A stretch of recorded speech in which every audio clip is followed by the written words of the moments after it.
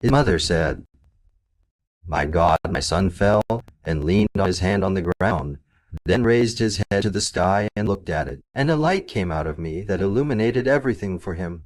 And I heard a voice in the light saying, 'I have given birth to the master of mankind, so name him Muhammad.' When he was born, the idols in the Kaaba fell on their faces. The magic of the magicians was nullified, and Satan was hidden from 7 heavens. And those who witnessed his birth say, 'We saw a light at his birth that illuminated for us what is between the east and the west.' And here the earth was prepared to receive the most honorable of God's creation and the purest of God's creation, the mercy of God to the worlds. The moon of the Banu Hashim, Muhammad ibn Abdullah, the messenger of God, may God bless him and grant him peace. Let us contemplate the biography of the truthful and trustworthy prophet of mercy, whom God sent to the worlds, the seal of the messengers, Muhammad, may God bless him and grant him peace.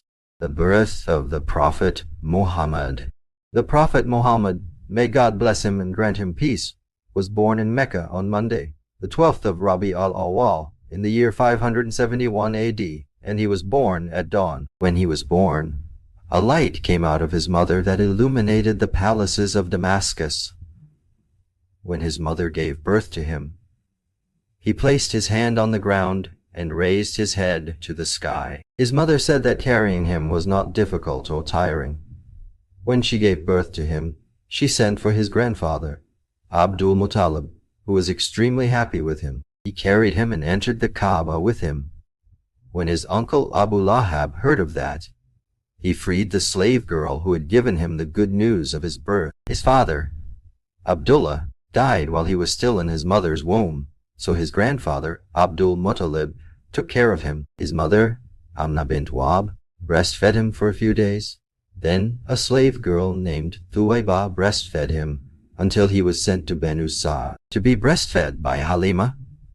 When he reached Banu Sa'd, goodness increased there, and the milk of the animals increased because of its blessing. When he was 6 years old, his mother took him to visit Medina, but on her way back she fell ill and died. Ayman, who was accompanying them, took him and returned with him to his grandfather, Abdul Muttalib. Muhammad lived with his grandfather until he was 8 years old, when God's will came and his grandfather Abdul Muttalib died. After his grandfather, his uncle Abu Talib took over his upbringing.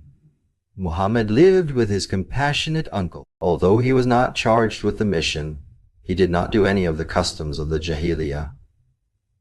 He worked as a shepherd and merchant until he became a young man. Youth of the messenger Muhammad, may God bless him and grant him peace. While the youth of Mecca were having fun and enjoying themselves, Muhammad was working and not idle. He would tend the sheep all day long and meditate and reflect on God's creation. The Prophet Muhammad, may God bless him and grant him peace, had qualities that God had bestowed upon him. The Quraysh described him as trustworthy, so they would place their needs with him because of his trustworthiness.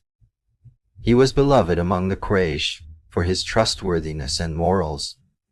These qualities prompted the wealthy merchant, Khadija bint Khuwaylid, to entrust him with her trade and money. She proposed to him when she was 40 years old, and the Prophet Muhammad was 25 years old.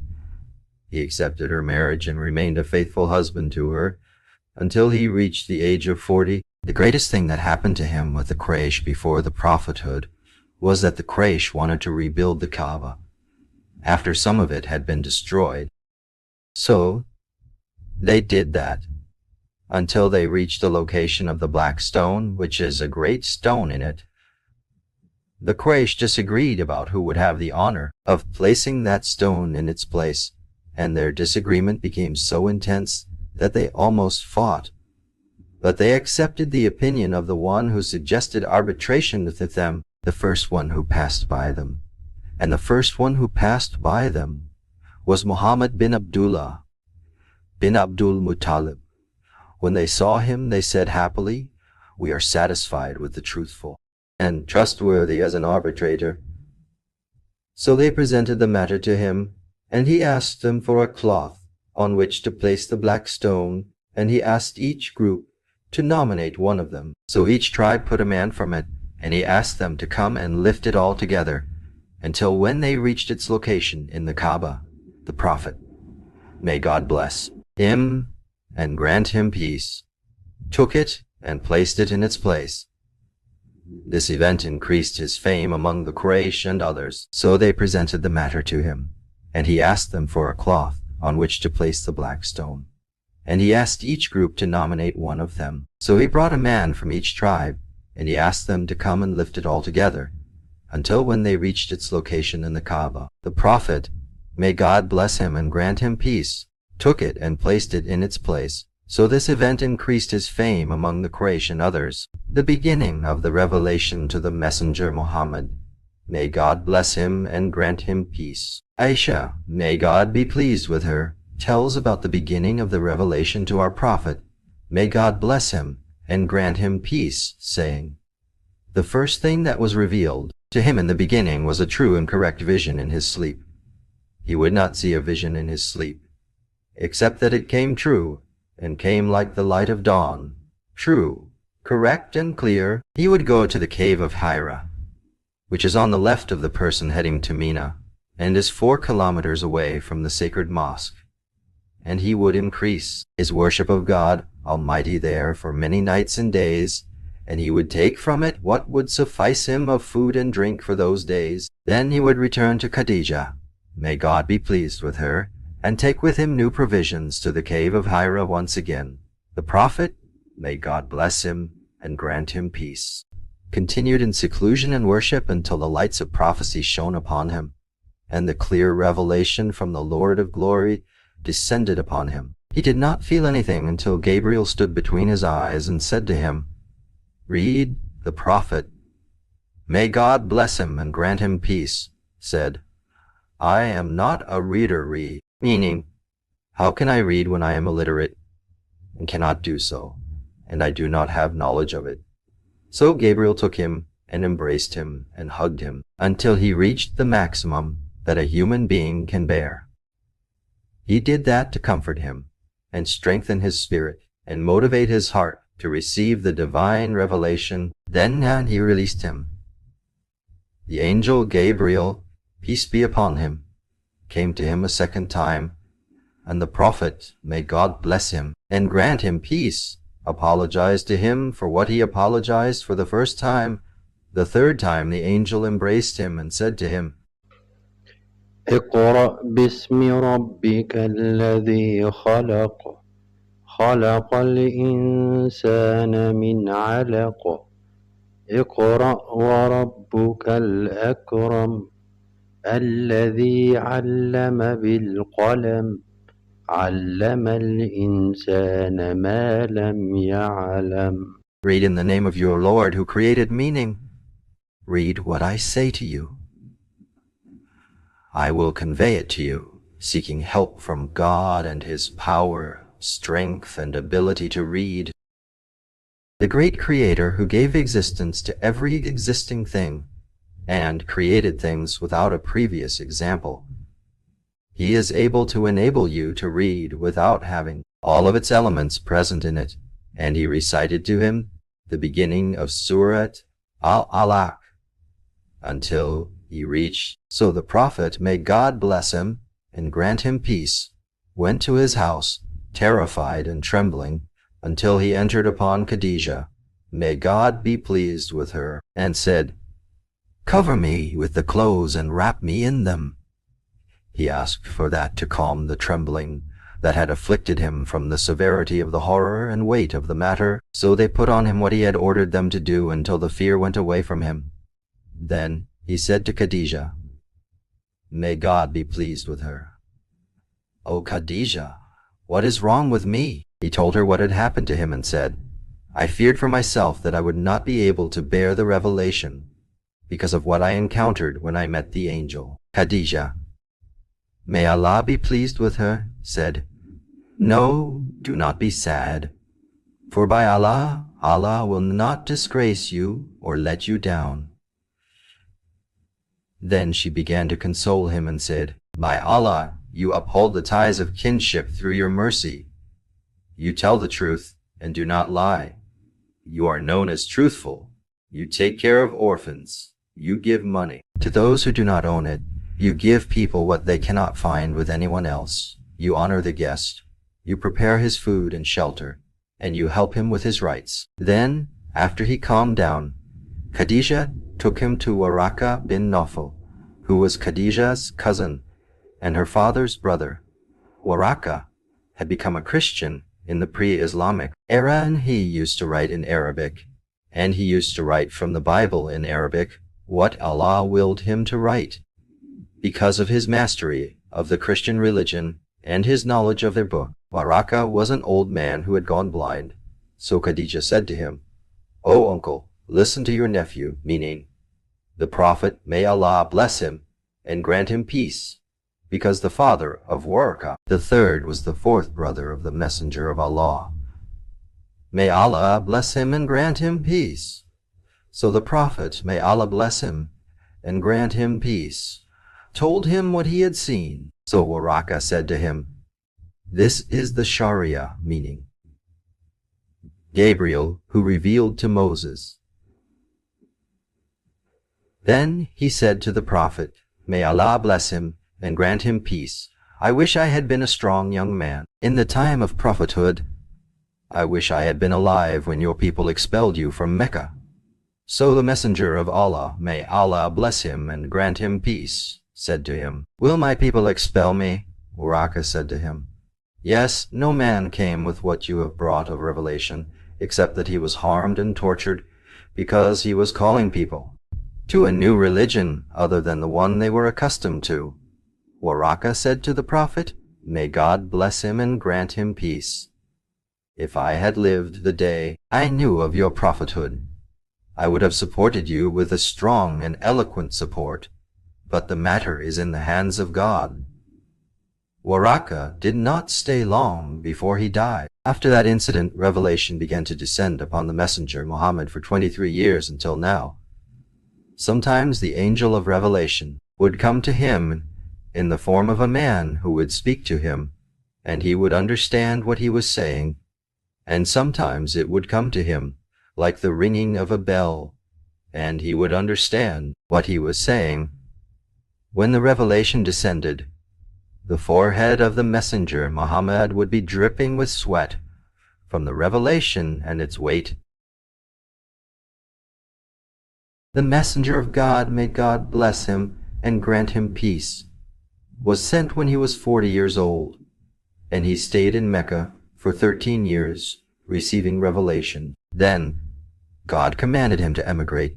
So he emigrated for 10 years, and he died when he was 63 years old. Before his mission, the people of the earth were living in darkness, misguidance, and ignorance. They were scattered tribes, different conditions, and different religions. This one worshipped a stone. This one worshipped a temple for a king. This one worshipped a garden. And this one worshipped so and so. They were scattered in their religion, morals, and deeds. No religion united them, nor did they have a leader. They were all leaders, and their wicked ones were followed, and injustice spread among them, and the poor were not respected. So God sent this noble prophet, may God bless him and grant him peace, with this great religion. The Messenger Muhammad was not sent to a specific sect or a special faction, but God sent him to be a mercy to the worlds. The Messenger Muhammad began by calling his people and said, "O my people, say there is no God but Allah, and you will succeed." He began with them because they were his people, and because they were the people of the language. So Allah revealed the Quran in their language, and sent the messenger in their language. He continued calling them to Allah Almighty, and guiding them to him, and being patient with their harm, and they used to harm him and those who followed him, until the infidels of Quraysh gathered to kill him. So he migrated to Medina. His migration to Medina was after the 5 daily prayers were imposed. So he remained in Medina receiving revelation, calling to Allah and managing his conquests, and we will discuss all that in detail in our upcoming videos. Conquests of the Prophet Muhammad, the Messenger of God, may God bless him and grant him peace, fought 9 battles. The Battle of Badr, the Battle of Uhud, the Battle of the Trench, the Battle of Banu Qurayza, the Battle of Banu Alal, Mustalik, the Battle of Khaybar, the Conquest of Mecca, the Battle of Hunain, and the Battle of Taif. Historians differ on the number of his battles, and each has its own chain of transmission. Among the miracles of the Prophet Muhammad is that he gave glad tidings of conquest of countries that occurred during his life and after his death, such as the conquest of Al-Hira, the conquest of Egypt, and its entry into Islam, the victory over Persia and Rome, the conquest of Yemen and the Levant, and many conquests that occurred during his life and after his death, the basis of which was the spread of Islam through peace, contentment, and jihad in the way of God. We will discuss all of that in our upcoming videos. Characteristics of the Prophet Muhammad. The Prophet Muhammad, may God bless him and grant him peace, was distinguished by his calmness. He would not get angry unless God's limits were violated, because he is the messenger of God, because he is a good example, and because he loves his nation, and even loves all people. His advice to a man who asked him for advice was, "Do not get angry," because he knows the danger of anger for people and its risks. Allah sent the messenger Muhammad to perfect good morals. He was kind, honest, and trustworthy. Even with non-Muslims, he treated the Jews well, gave them their rights, supported their oppressed, and left them to judge between themselves according to their religion and belief, despite their hypocrisy and treachery. Because he was sent as a mercy to the worlds, the messenger was merciful to children, and out of his mercy, he carried his grandchildren while leading the Muslims. In prayer, the messenger Muhammad was merciful to birds and animals, to the point that he felt a camel crying from the weight of its load. The messenger of Allah was merciful to inanimate objects, to the point that a stone would cry if it was separated from him. He was merciful to his wives, children, and companions, merciful to the people after him, merciful to everything. One day he went to Taif to call his people, but they stoned him, took him out, and beat him until blood flowed from all parts of his noble body. While he was returning, he was crying from the intensity of his pain and sorrow. So the mountain spoke to him and said, "O Muhammad, by God, if you had ordered me to crush them and kill them, I would have done so." The messenger of God said, "Leave them, Ham. Perhaps God will bring forth from their loins someone who will say, 'There is no God but God, and Muhammad is the messenger of God.'" Dear viewer, we ask Allah to benefit you with what you have heard. I hope that you will be tolerant and act like the seal of the prophets and messengers. Muhammad, may God bless him and grant him peace. Be assured that if you are a Muslim, Allah has sent the messenger Muhammad as a mercy to you. If you are a Christian, be tolerant, for Allah has sent the messenger Muhammad as a mercy to you. If you are of any religion, he is a mercy to you. But when you love him and obey his commands, please subscribe to the channel to receive everything new, and share this video. Perhaps God will make it a charity for you after your death, in God's care and protection.